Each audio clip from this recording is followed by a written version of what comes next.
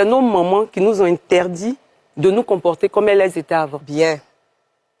Comment ça développe? Si vous discutez avec vos mamans, vous allez voir que c'est des femmes qui ont été très blessées. Oui. Elles ont gardé, il y a beaucoup de mamans que le chagrin a emmené au cimetière.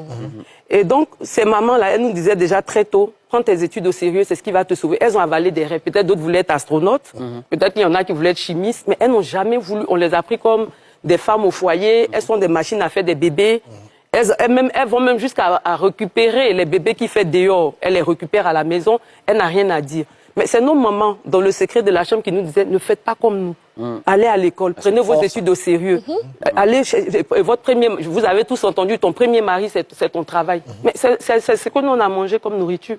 Donc aujourd'hui, pour qu'on puisse parler d'une femme comme ça, il faut que du côté des hommes, ils s'adaptent. Parce que même vous, si vous avez des filles, vous les faites partir aller à l'école aux États-Unis, et vous allez la mettre devant un gars, peut-être qui a les idées de ministre au poisson.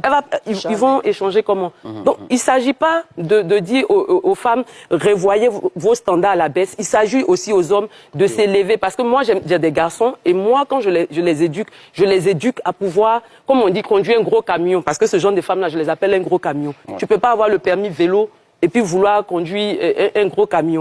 Il faut aussi que nos hommes commencent à comprendre que nos mamans nous ont dit de ne pas faire comme elles. Donc nous aussi, on a grandi à cette sève-là et on va à l'école, on a des responsabilités. Je suis manager dans l'entreprise, je travaille, je fais des comités de direction. J'ai mon mot à dire, arriver à la maison, je ne dois pas parler. Alors que ta fille, tu la prends, tu l'envoies aux États-Unis, tu lui fais faire de grosses études, tu es fier de dire ma fille a eu tel diplôme, mais ta fille là, qui va la marier? Quelqu'un qui va réfléchir comme toi? Donc je vais dire, arriver un moment, il faut que on se suive en fait.